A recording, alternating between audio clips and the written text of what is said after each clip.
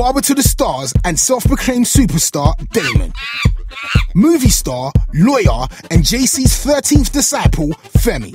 DJ extraordinaire, knocked out a bear, WWE wrestler Ace. And Richard Pryor and Dave Chappelle's love child, comedian Little Man. I've known this man for 26 years. Who? Me? Actually, I've known him. Yo. I've known him for about 30.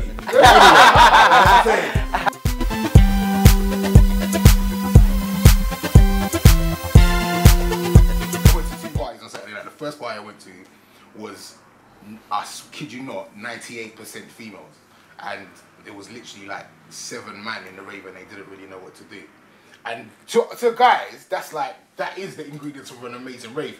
But the atmosphere actually wasn't that. It was extremely tense and awkward. Yeah, like no one knew what to do. Of course, that's what every man would say. I just want to be in a rave with bare gal. Yeah. But you move to one gal. And everyone watching. Yeah. Every girl's watching. And then you try to move to another gal. It's like, no, I saw you move to her. I'll change it up. That's what I would do. I'll focus the whole dance around me for the whole night. But I'm focused on the one thing I like. You know, there's always one girl you like. If there's 2, you go for the nicest one. You understand? Focus on that. I'll just do the wine. Just pure hip movement and just focusing on our eyes all night. And at the last minute, just bump into a sorry, babe, sorry. And then that's when you unwind everything. You understand? Let the other girls do what they're doing. I like that. 'Cause too many cooks spoil the broth.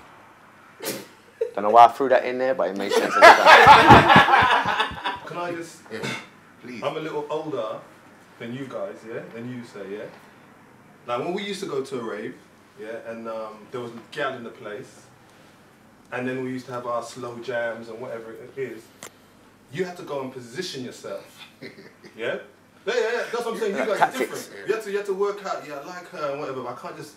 So I'm going to have to just go and get the jerk chicken and then stand up there and whatever, and give it to my friend. And then what we used to do is, like, if you want to dance with her or whatever, when it's nice, you just tap her, innit? You just use, you go like that. Right? And then obviously she would know whatever it is. And if she goes like that, right, then you know that's a no. Right? And you just back off and you do whatever it is. But little man, I'm going to ask you, right? When you have that big rave, like he was talking about, and there's bare women in the place, just 7 men, right? And then you've done your little wine and da-da-da-da, and they say, yeah, that's the woman I'm going to, whatever it is, and it's a slow jam or whatever it is. What are you going to do when she tells you no? Because all the other women in the place are going to see. I won't put myself in a position where she'll tell me no. I won't ask a question to receive a no. You understand? You understand? No, because I'll just be vibes-ing. It'll just be vibes-in.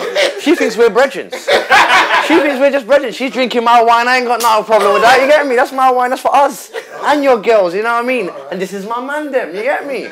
Relax. You get me? At the end of the... Right, you got a man, Oh, pissed. Oh, well. Oh, well. Follow me on Facebook or Twitter. I noticed that, see, with females, if you're having a good time, that's what they find attractive as well. So I'm in a dance, I'm having a good time. They want the good time too. Whether they got a man or not, they want to be involved in this good time. I need to learn from you now. I learn from you because now I'm going to make sure the whole world rotates around me. You see it there? That's a dance. Yeah. You know what I'm saying? You familiar with toasting? Kind of. Huh? No. Toasting? It's a bit You see what I'm saying? What's toasting? That's proper old school. It's a breakfast thing. That's proper old Hey, school. sure, What DJ, you guys sure. would say spitting. Oh, that's like the MC. That's right. So the MC But is we the used to call it toaster. toasting back in the day. And then what you do at weddings though? Huh? Toasting. Was that? And then what you do at a wedding? No, that's what you do. You hold a toast, innit?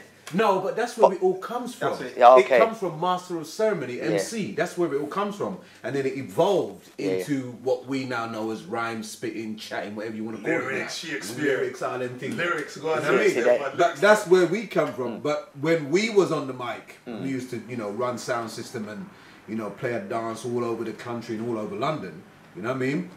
We used to sing, we used to, do our lyrics, all them thing there, you know what I mean? And for us, the chief ingredient was first and foremost the music. That's where it starts, Dread. Because at the end of the day, if the DJs are not spinning the tunes, it don't matter how much Chris Gal is in the place, the rave is gonna flop. And we're talking about, we used to spin music from like 9 o'clock or 9:30 in the evening till 7, 8 o'clock in the morning. So you're talking long raves. To me, I feel like you guys, as the older generation, you lot had more fun in terms of partying back then. We did. Like I think now, like when you go out, it's 50-50 whether or not you're gonna have a good time. Someone might mess up the rave, and I don't like. Did you like have trouble and all that kind of stuff back then? Very seldom. Really? Very seldom, mate. Very seldom. No, That was something that you heard about. Yeah. You heard about something. But, you know, but past. it was like, if you went out, say, if you went out 10 times in the week, Yeah. you could be almost guaranteed that those 10 times there'd be nothing. There'd be no That's trouble. wicked, man. There'd be no trouble. But you know what, right? You know what I'm saying? What I couldn't understand, right? Before the white man took over the word raving, I'm sorry, you've got a white cameraman there. I'm not talking about you, I'm just talking about the white man, right? Seriously, he's a brethren, isn't it? He's one of us, you know? So, before they took over the word rave, right? We used to rave, Yeah. right? And what a rave was to us, right, is that you most probably start on a Wednesday, some party, I mean a club thing or whatever it is, maybe the rest on the Thursday, then Friday there would be something, yeah? Saturday, house party or club. Sunday, somebody's christening or something, right? And then, you know, you'd rave properly, whatever it is, and it would stop. But like, and then obviously there was the house party thing, right? Which they all shut that down. was the big yeah, but I thing mean, back yeah, in the day. yeah, but I mean, yeah, you know what I mean? Which they big shut thing. down now for various reasons and whatever it is. So you really used to have a really good, what we call rave. But now then they call it rave, and it was some acid thing out in the field or some other thing and whatever it is. And I said, and they said, yeah, we had a great rave. I said, great rave, is that what you call it? I don't know. But I mean, for me anyway, what made a good rave was the curry goat and the rice. What, you got food at your parties as well? Yeah, no, we don't get it. I realise I'm the last of a generation. No, I am. I'm 33 years old. I'm the last of a generation. I know that in the house party, in the corner, you've got the curry goat, you've got the plain rice, you've got the rice and peas, you've got the plastic white cup, yeah, and man's in the corner of the dance with the curry goat in the paper plate, eating with the plastic cup there, and winding up with the gal. Man never spilled a grain of rice, a drop of drink, and he was grinding up on the gal. I remember them raves. But That's even worse. I noticed You know what I'm that. saying? I noticed that man will come, have a birthday party, put you on a guest list, and then tell you it's £20 still.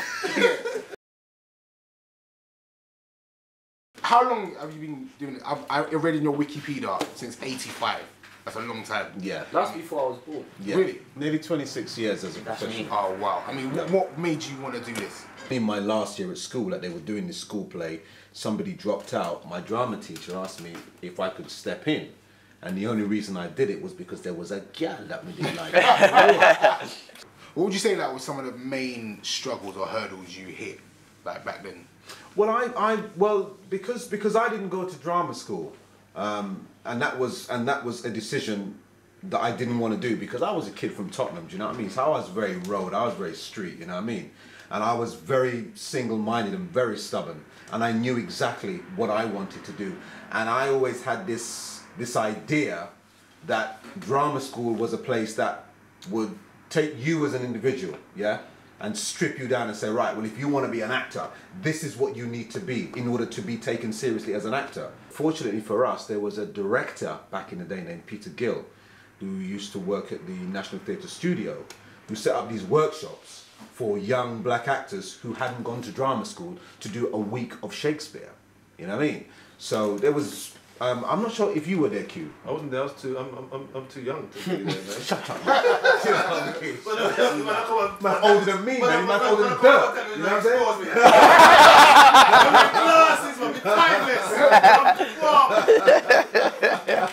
saying? Peter Gill sort of taught us the beauty of Shakespeare.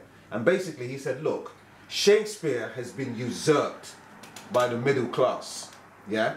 And I'm one of these people who's here to claim it back, to say, look, you are Shakespeare, you are Shakespeare, you are Shakespeare. If you speak with a Cockney, if you speak with a Jamaican, if you speak with a Northern, use that, that's your strength.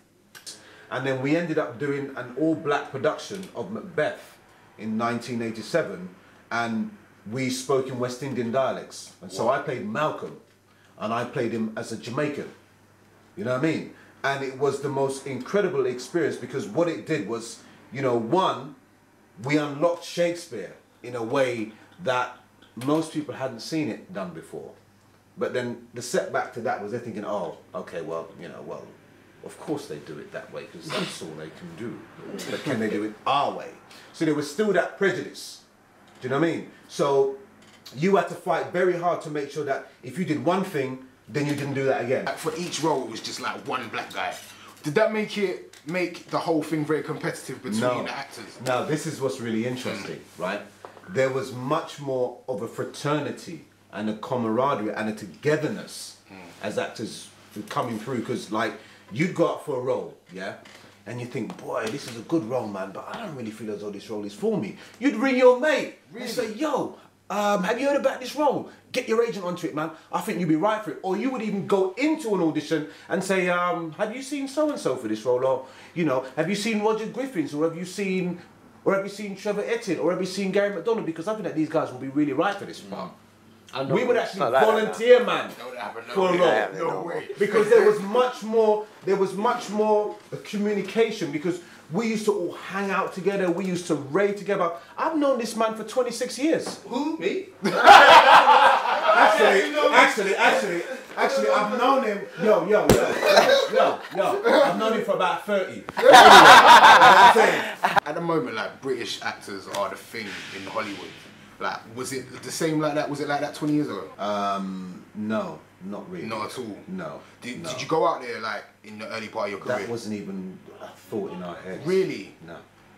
Back then, was it more like to do television or was it film? For me, back then, it was just being able to act was a privilege. Really? Just being able to play a role, yeah, and to be, you know, and to do a job, whether it was working in TIE, theatre in education, yeah, working at, you know, in the theatre, in a fringe play, it didn't really matter to me. It was like, for me, it was just the ability to be able to act and get paid to do it. Do and you were just in a movie that just won an Oscar. Yeah. Tell us about that. It was a film called In a Better World, which is a Danish film. So most of the film is actually set in Denmark, but the lead actor plays a doctor who works in a refugee camp in what is Sudan in the movie, but we shot it in Kenya. So there's 3 sections in the film where he goes to work in this refugee hospital. There's the beginning, the middle, and the end, and I am the doctor that works alongside him. So I play a doctor in this film. Wicked. Awesome. Yeah. Are you going back to Waterloo Road? No, but I will be coming back into it. Okay, but I'll be coming back as a regular. No. I thought you was going to get with the head teacher, you know. Everybody thought. Well, I mean, they sort of talked about those storylines, but it could never really go anywhere because I was only really signed up to do like 10 episodes because I always knew that I was going to go off and do Waking the Dead. Okay. So there was always a time budget on my time being on Waterloo Road anyway. Yeah. Do you know what I mean? But it's only because of how the character developed over the 10 episodes that there's a major storyline that's going on with my son at the moment. Yeah. Right? So he has to come back. So they said, well, there's no way that we can have this storyline and not have his dad come back in. Yeah. So they actually wrote me back into the last 2 episodes because of his storyline. Because they said, well, no, that would never happen in any world. And the type of father being that he is, he would have to come back in and Sawagwan. He's beating the teacher, by the way. If no one, Yeah, his son is beating his teacher. Yeah. His son's teacher. Yeah. Yeah. His Spanish teacher, She's she had dropped some lingo upon him.